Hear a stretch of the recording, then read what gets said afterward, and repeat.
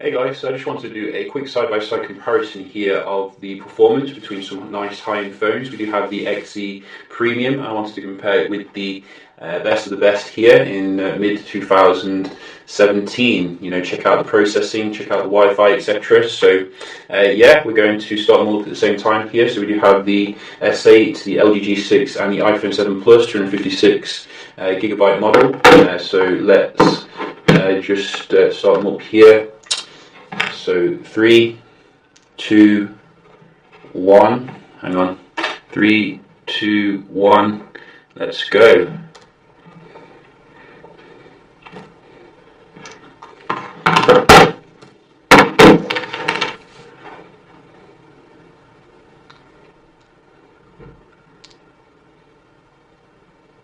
So you can see iOS always first here in terms of the boot up. Then we do have the S8, the G6, and finally Sony Boy, which does take a while to come on actually, so you know that may be the reason for that, but nevertheless it is pretty slow starting up, which is not what we want to see.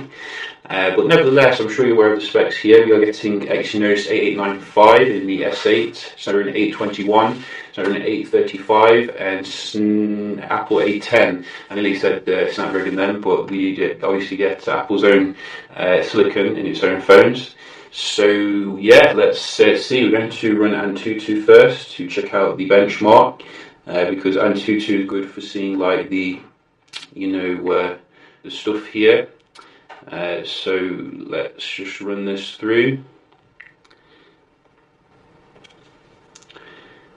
So let's go.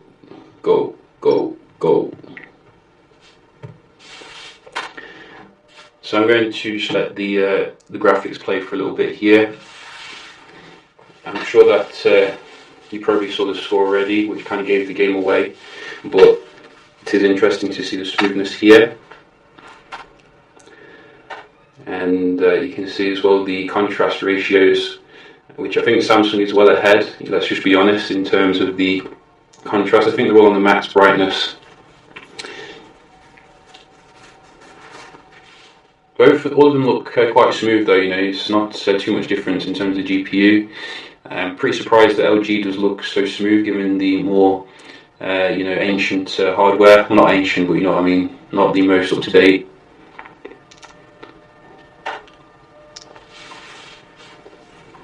We have the full HD rendering now, which takes more toll, and you can see all of them breezing through it very nice and smooth here.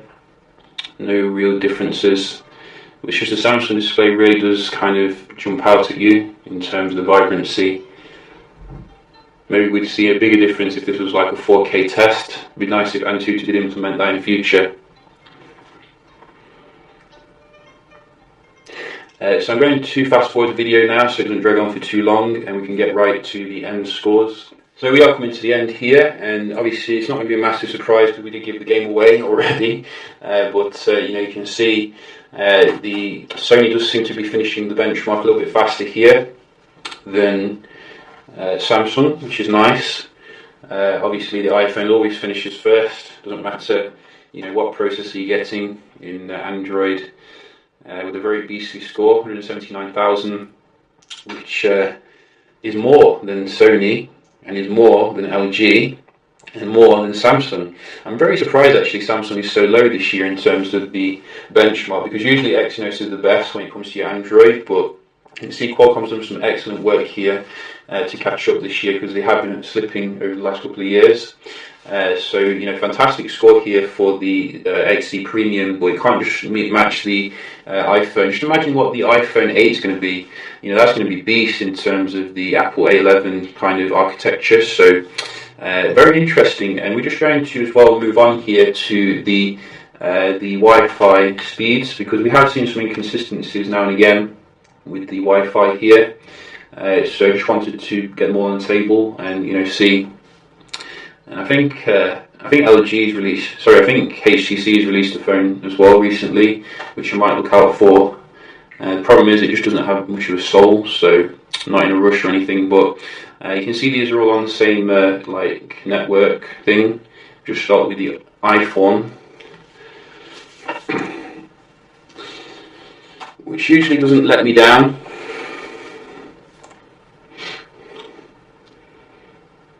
Very decent, as you can see. And LG is also pretty good this year, even though it's using older processor for the Wi-Fi.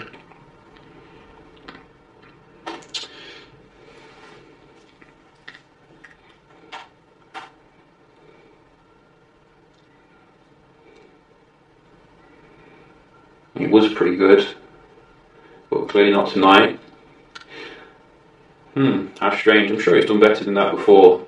Maybe just having an off night. Samsung, it is your turn, which I've been quite disappointed with in terms of the Wi-Fi generally. Doesn't seem to be very consistent.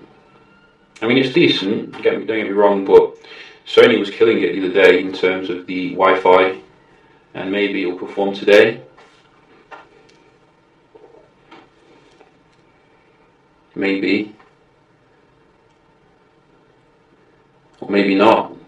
You know, maybe not. You can see. Wow. So Sony's really lagging behind today. I don't know why that is.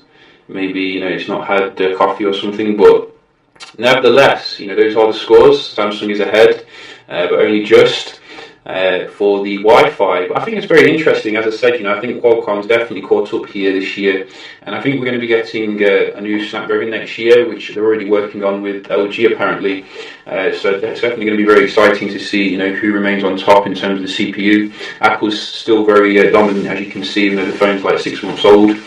So yeah, just a quick comparison here of some, you know, high-end phones. If you've got a question, do let me know. Hope you enjoyed the video, find it informative, and I'll see you in the next one. Cheers.